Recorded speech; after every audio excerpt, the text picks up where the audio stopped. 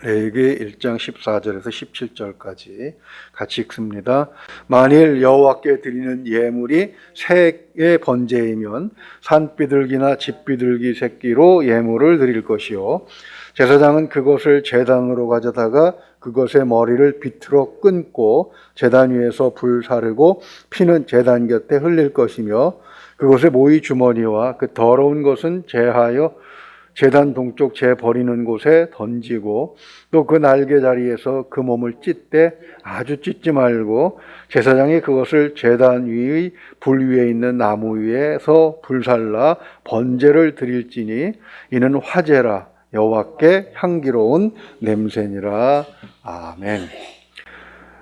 번제라는 말은 올라간다는 뜻이 있다고 그랬습니다.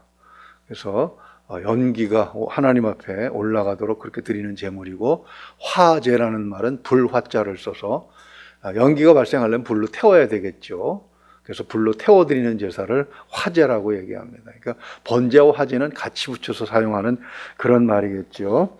그런 제사 중에 이제 세 번째로 언급된 것이 바로 새의 제물입니다. 새로 드리는 번제죠.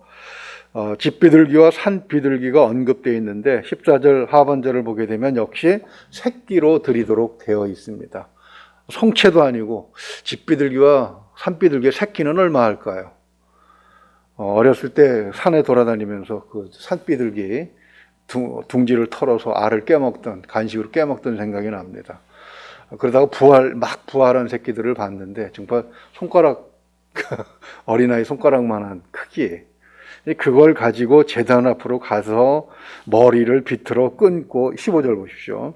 또 제단에서 피를 흘리고, 그리고 16절을 보게 되면 거기서 또 모이 주머니를 찾아내고 더러운 것을 제거한 다음에 그 다음에 그것을 머리는 잘라내고 또 몸은 다 찢으면 안 됩니다. 반만 찢어서 그렇게 제물로 드리는 이 복잡한 절차 마찬가지로 행해야 되는데, 소나 양하고 다르게 이 새 제물은 제사장이 다 하도록 되어 있습니다.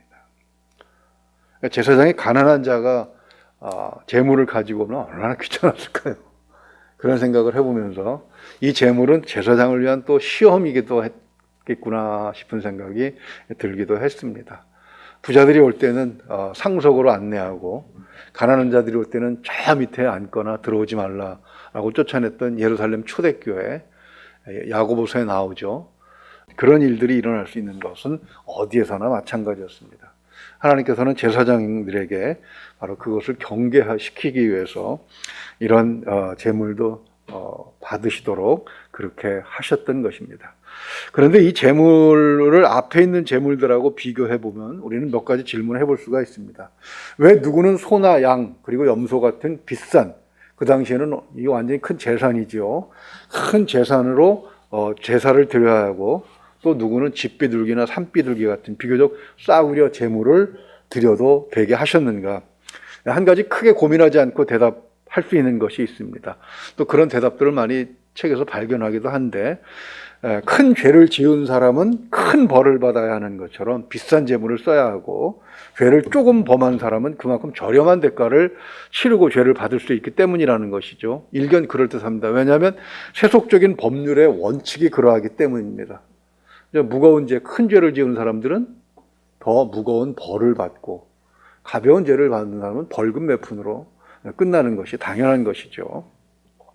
그것도 제대로 적용이 안 됐다고 해서 많은 불만들이 야기되곤 하는데, 그러나 이 성경에서 말하는 제물의 원어가 우리가 살펴본 것처럼 고르반이듯이 하나님 앞에 나아가는 길을 여는 행위잖아요.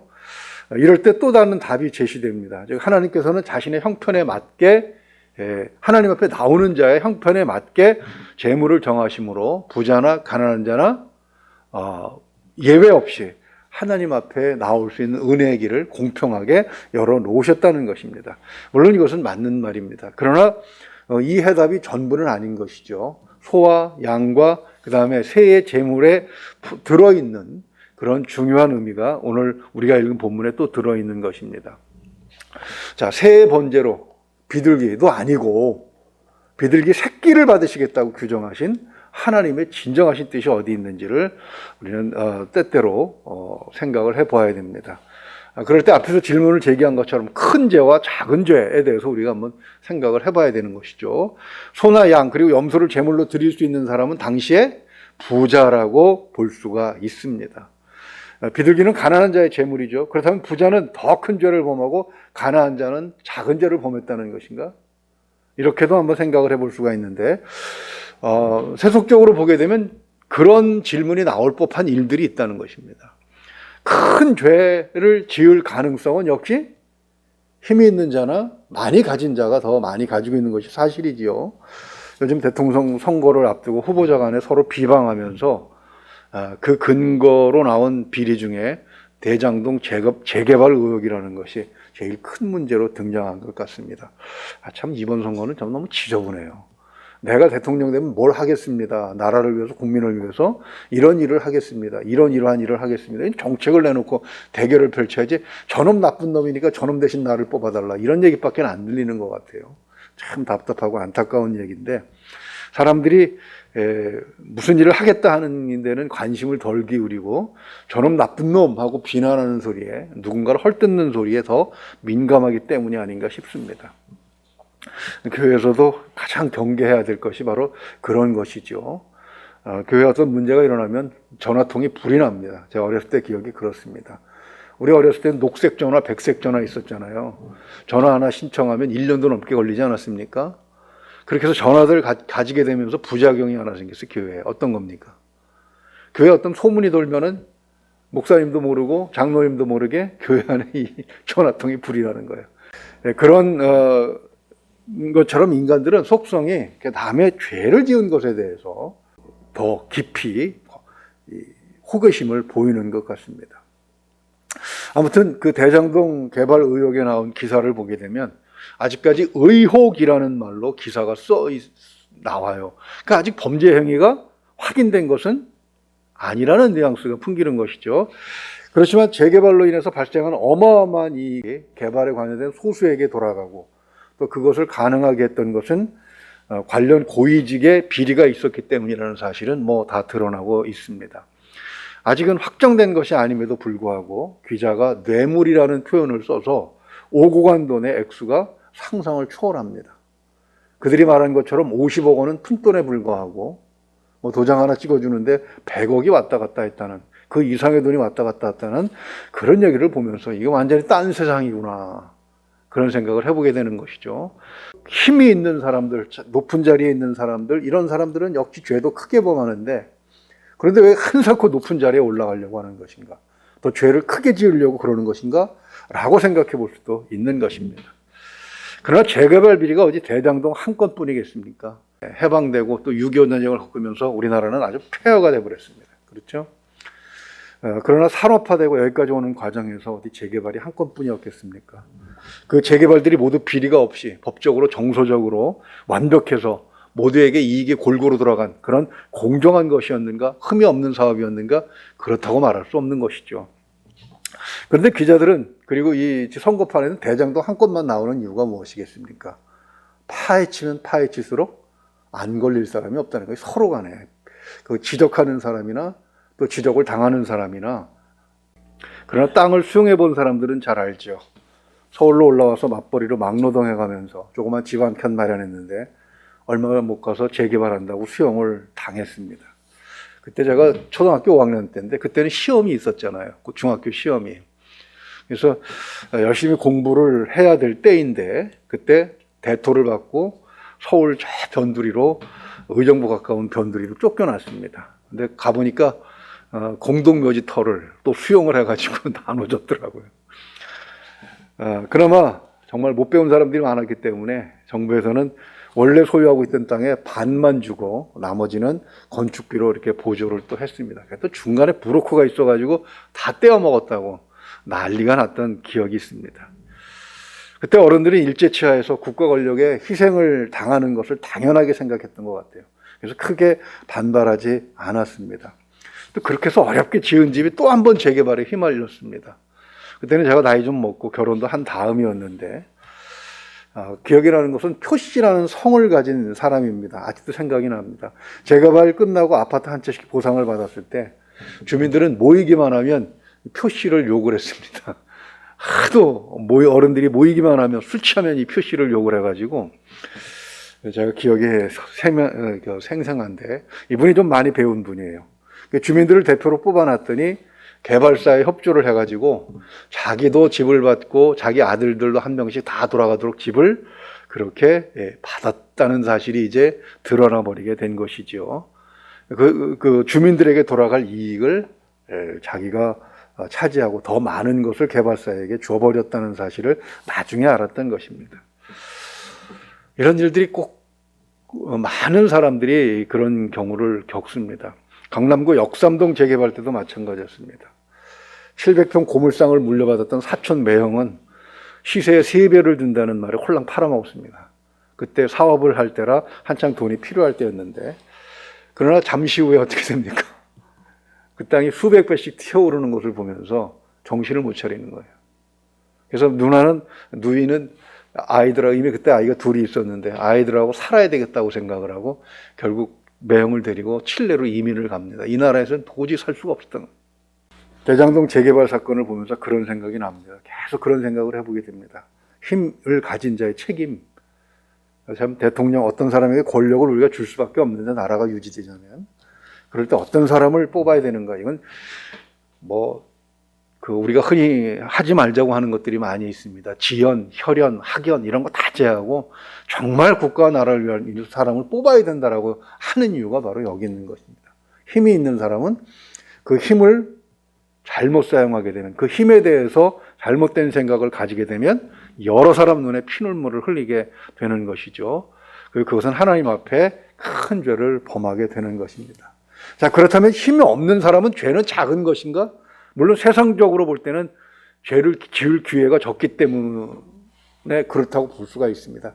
그러나 로마서 3장 10절을 보게 되면 사도 바울이 선포하신 것처럼 의인은 없나니 하나도 없다는 사실을 우리는 간과해서는 안 되는 것이죠. 죄를 지을 기회가 적다는 것이지 없다는 말은 아니지 않습니까? 앞에서 말씀드린 것처럼 표치 같은 사람들은 어디나 있다고 봅니다. 교회 오다 보면 관양동 현대아파트 재개발이 확정됐는데 현대건설이라는 곳에서 수주를 한 모양입니다. 프랭크 카드가 납붙었으면 경축. 이게 무슨 경축할 일이라고. 재개발 확정 이렇게 써붙였더라고요. 근데 며칠 뒤에 다른 프레카드가 납붙었습니다. 막 비난하는 내용으로 또 잔뜩 보니까 주민들의 대표로 뽑아놨던 사람들이 아마 마음에 들지 않게 그 계약을 맺었던 모양이에요. 이미 이런 비난 저런 비난 묻어 있는 것을 보면서 여기도 표시가 있구나 그런 생각을 한번 해본 적이 있습니다. 죄는 힘이 없다고 가난하다고 안 짓는 것이 아닙니다. 우리 에덴 동산으로 한번 돌아가 보죠. 그들이 지은 죄는 따먹지 말라는 나무 열매 하나 따먹은 죄밖에 없습니다. 그러나 그 죄가 어떻게 확대되고 심화됩니까? 결국은 형제간에 살인이 일어나고, 그리고 창세기 11장 넘어가게 되면 바벨탑을 쌓고 하나님과 대적하겠다는 죄까지 확장되고 있는 것, 심화되고 있는 것을 우리는 보고 있지 않습니까? 죄는 크든 작든 결국 효과는 똑같다라고 우리는 결론을 내야 합니다. 그것이 바로 하나님께서 가난한 자들에게도 비둘기라도 가지고 하나님 앞에 나오라고 하신 그런 이유가 되는 것이죠. 로마서 3장 23절을 보면 모든 사람이 죄를 범하였음에 하나님의 영광에 이르지 못하더니 그랬습니다. 하나님께서 우리를 백성 삼으시고 또 하나님의 자녀 삼으신 이유가 무엇입니까? 하나님의 영광으로 들어오라는 것입니다. 그래서 하나님의 영광을 나눠 갖자는 것이죠. 그것을 사랑으로 주시겠다는 것입니다. 그런데 그 영광으로 가는 길에 치명적인 장애가 있습니다. 그것이 무엇입니까? 바로 죄라는 것이잖아요. 그것은 크든 작든 마찬가지입니다. 그러므로 이것은 해결돼야 되는데 문제는 앞에서 본 것처럼 크든 작든 결국은 똑같다라는 것입니다. 지금 큰 죄도 어디서부터 시작된 겁니까? 바늘도둑이 후두둑된 거에서 된다는 말처럼 아주 작은 것에서 시작됐을 가능성이 높은 것이죠. 그리고 지금 작은 죄도 별것 아닌 것이 아니라 큰 죄로 발전할 수 있는 가능성은 얼마든지 있다는 것입니다. 우리가 이 재물의 의미, 오늘 비둘기를 통해서 우리 살펴볼 그 제물의 의미는 첫째는 하나님의 은혜입니다. 죄인들에게 하나님 앞에 나아갈 수 있는 길을 열어주셨기 때문입니다. 둘째는 죄의 처참함을 깨닫기 위함입니다. 부자들에게는 비둘기는 별게 아닐 거예요. 한 끼 식사도 안 되는 그런 비둘기 새끼가 그걸 잡는다고 해서 재물이 많은 사람이 무슨 죄의 처참함을 느끼겠습니까? 적어도 송아지 한 마리는 잡아서 각을 뜨고 피를 온팍 뒤집어 써야 이 죄가 이렇게 큰 것이구나 라고 생각을 할 수 있겠죠. 부자들에게도 큰 재물을 바치게 한 것은 하나님의 은혜이시고 하나님의 배려입니다. 또 가난한 자들에게도 하나님 앞에 나올 수 있는 길을 열어놓은 것, 그것은 또한 하나님의 은혜인 것이죠. 이러한 재물들이 모두 하나님의 은혜라는 이 관점에서 우리가 생각을 해 보아야 됩니다. 그런데 그런 재물들의 효과는 비둘기가 되었던 소가 되었던 1년밖에는 없습니다.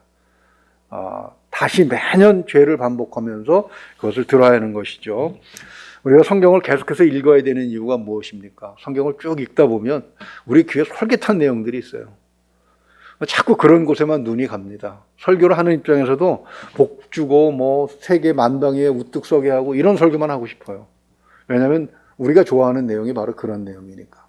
그런데 성경에 더 많은 내용이 죄에 관한 내용이고 그것을 반복하라는 명령이 있기 때문에 우리는 내 얘기를 보고 또 보고 하는 것입니다. 하나님께서 이 재물들을 통해서 우리에게 기억하도록 하신 분이 누구십니까? 로마서 3장 24절을 보게 되면 그리스도 예수 안에 있는 구속으로 말미암아 하나님의 은혜로 값없이 의롭다 하심을 얻은 자 되었느니라 이렇게 말씀을 하고 있습니다. 재물로는 우리가 소유한 것으로는 우리의 죄를 다 씻을 수 없다는 것을 깨닫게 하시고 결국은 하나님께서 주시는 재물로 우리의 죄가 다 해결되었다라고 하는 그런 결론에 이르게 되는 것이죠. 그러므로 우리는 예수 그리스도를 섬김에 있어서 부자나 가난한 자나 사회적 지위가 높은 자나 그렇지 못한 자나 모두가 공평하다라는 사실, 하나님께서 죄를 해결해 주실 때 예수 그리스도 하나님의 아들로 그 죄를 해결해 주심에 있어서는 차별이 없다는 사실을 우리는 생각을 하면서 한 가지 더 큰 기억해야 할 것은 죄는 크고 작든 효과가 동일하다. 하나님 앞에 하나님의 영광에 이르지 못하게 하는 방해가 됨에 있어서는 차이가 없다라는 사실을 우리는 더 기억해야 될 것입니다. 그러므로 하나님의 아들로 그 모든 것을 해결해 주신 하나님의 은혜를 생각하면서 오늘도 하나님 앞에 향기로운 제물로 살 수 있는 우리 모두가 될 수 있기를 주님의 이름으로 축원을 드립니다. 기도하겠습니다. 은혜로우신 우리 아버지 하나님, 세상은 죄를 크고 작은 것으로 나눕니다.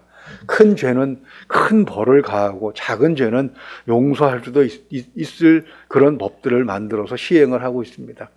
그러나 영적으로 돌아가서 볼 때 큰 죄든 작은 죄든 큰 차이가 없음을 우리가 말씀을 통해서 확인하게 하시니 감사합니다. 하나님 앞에 나아올 수 있도록 길을 열어주신 그 자체를 우리가 보게 하시고 또 그 길로 나아갈 때 죄가 얼마나 큰 역할을 하는지 큰 장애가 되는지를 생각하면서 그 모든 것들을 단 한 번의 제물로 드려짐으로 해서 열어놓으신 예수 그리스도를 더욱더 사랑하는 마음으로 살기를 원합니다. 예수 그리스도의 은혜와 덕을 세상에 향기로 전하는 그런 우리가 될 수 있도록 오늘도 축복하여 주시옵소서. 하나님께서 함께 하시길 원하오며 우리 주 예수 그리스도 이름으로 기도하옵나이다. 아멘.